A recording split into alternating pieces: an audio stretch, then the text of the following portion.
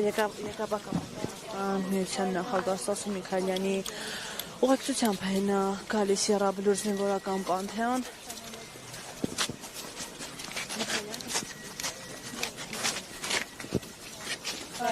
Շնորհավորում ենք պարոն Միքայելյան, նախորդ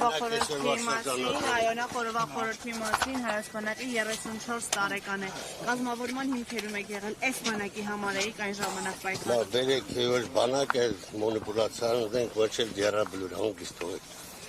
Բանակը մենք հիմքերում եկել է բանակի ձևավորման ժամանակ մենք տարել ենք հաղթանակ համախմբված սպորապետ Վազգեն Սարգսյանի գլխավորությամբ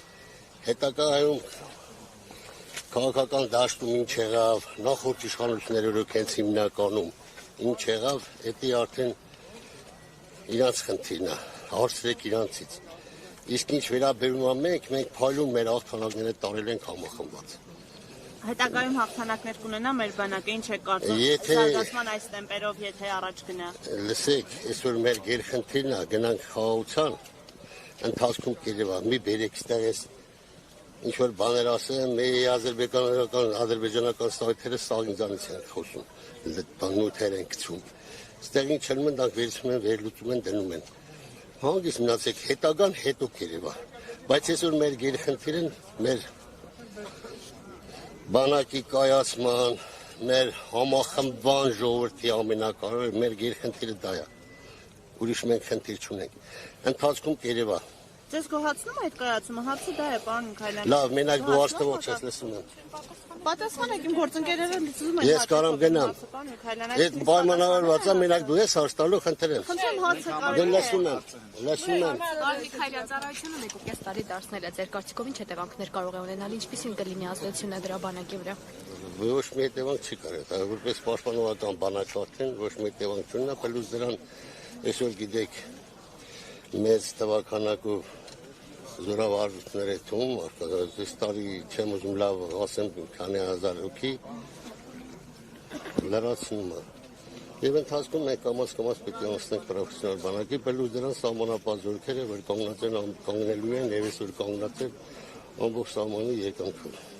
Նաև այս պայն քննարկում է գումարով բանակից ազատվելու նախագիծ, այդ մասին ինչ է կարծում։ Դե քննարկում է դե շետակ։ Ինչու՞։ Մի վերջո քննարկումներ։ Չի հետաքրքրում ինձ հիմա, որովհետև քննարկում է լուրջ բան չի։ Բայց որպես բանակի մարդ ձեզ համար կարևոր չէ, օրինակ քիչ առաջ падգամավորները նշում էին, որ ամեն դեպքում տղաները գոնե 6 ամիս պետք է անցնեն ծառայություն, հետո իրենք կորոշեն արժի շարունակել թե չարժի։ Որ դարձան падգամավոր պատասխանեմ ձեր հարցին։ Ոչ որպես падգամավոր, այլ մարդ, ով բանակի կազմավորման ակունքներում է կանգնած եղել եւ շատ լավ տիրապետում է։ Այսօր այդ քննարկումները որ գնում է, ժամանակի մեջ քննարկվել է, որ ինչն է օգուտ, ինչն է վնաս բանակին։ Այսօր ես հպանցիկ չեմ կարող այդ հարցին պատասխանել, որտեղ հազիվ մեջ էստես խորացած չեմ։ Իսկ ես տարբեր պետությունների բան եմ ուսումնասիրել, որ մարդիկ այդում են 6 ամիս են ծառայում իրաց ցանկությամբ։ Ծառայում են կամ իրաց ընտանեկան բանում մարդիկ որ սովորել են իրանք այդ են ներկայացնում, որ ուզում են ծառայեն բանակում։ Դա ընթացքում կերևա այս մի դասին չեմ ուզում պատասխանել։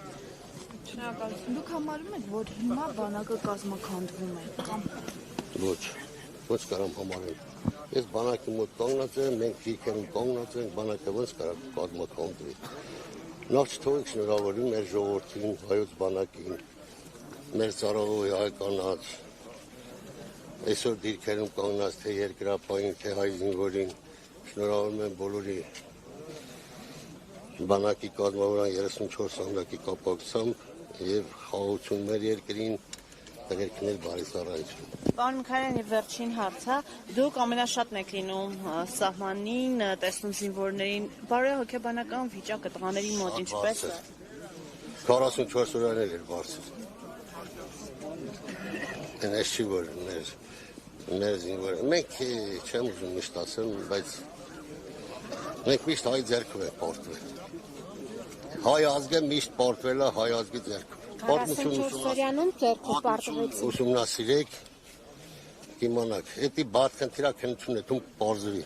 Այսօր մոտ 30 լսեք մի րոպե։ Վահայի ձեռքով էլ է։ Ազգային ժողովում գնդակալին սպարապետին է։ Վերցեք մխիթայ սպարապետի գլուխ կդրած թաղածային։ Նկատում եք վատ ղեկավարություն հայի ձեռքով։ Դուք մի տարեք քաղաքականություն։ Վատ ղեկավարություն եղել է նախորդ իշխանությունների ժամանակ։ Եթե մեր թշնամի 20 տարի զենք ու զինամթերք էր արում ժամանակակից, այդ ում գլխին պիտի թափեր։ Մեր գլխին չէ, բա մեր իշխանությունները ինչ են անում։ Եթե իրանք էլ գիտեն, որ ոչ մի հարց չի կարա բանակցային փուլով լուծվի։ Պարոն Քալյան, դուք այդ իշխանության մաս չէի։ Ես իմ գործն անում եմ խելոք, հանգիստ, ծառայում եմ Հայաստանի Հանրապետության 38 տարի արդեն։ 29 տարեկանից զենք են վեցել մինչև Հիմա հիմա հաշտն է մեղավոր թե տեղի։ մեղավոր չենք փնտրում։ Ինչ։ Փաշինյանը գցում է հապկի վրա, հապկան մեղավոր, դուք ասում եք հայի ձեռքով ա եղել, հիմա ում ձեռքով ա։ Չգիտեմ, որ պատմություն ուսումնասիրեք, որ միշտ ելերա դավաճանություն, միշտ ելերա ինչ որ մեր վերելքի ժամանակ, մեր պետության, մեր ժողովրդի մեկի խփել են ժամանակ դե բնականապետություն չենք ունեցել, անատի վրա է բոլորը ձևավորվել եւ այդ անատին վերացրել են, ոնց որ սպարապետին վերացրին, ոնց որ մխիթայ սպարապետին ուր է կամ։ Ինձ մարդկանց հետ թույն է, որ էլի հայի միջնորդությամբ։ Ես ոչ եմ ասում հայ ազգ է։ Բայց այն ժամանակ դուք էլ ասացիք պետականություն չենք ունեցել, հիմա ունեինք, արդյոք այդ ամեն ինչը հենց պետության կողմից չպետք է Այսօր պետականություն ունենք, թող է գնանք խաղաղության։ Հերիքա, Ռոջան, նուք հեսա երաբլուրում ենք կանգնած, տեսակ քիչ կատարվող 44 օրյա պատերազմում։ Մենք պետք է պատրաստենք մեր պետական սահմանները պահելու ու նորմալ ձևով պահում արտաքին քաղաքացիներ հոյակապ եկնում։ Դրա համար երեք չբզբզենք էլի։ Պարոն Միքայելյան, հունվարի 27-ը զոհերի հիշատակի օր սահմանվեց, 3 դուք եկել էիք Եռաբլուր։ Ոչ, երեք ես բոլոր մարզերում երանքել է, որ բոլոր գնան ուշարձաններ ունենք մարզերում, ես հրազդանի ուշարձանում եմ եղել։ Եվ եթե առավել դե մի բոլորն էլ ասին մեկա մի պատճառաբանություն պիտի բռնեիք։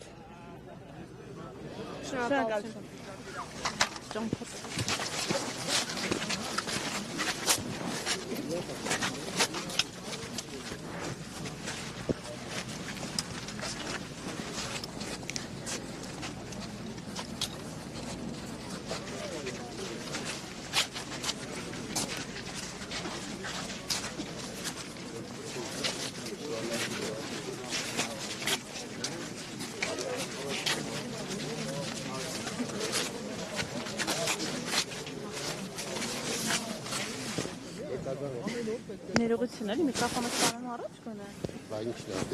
Իսկ բան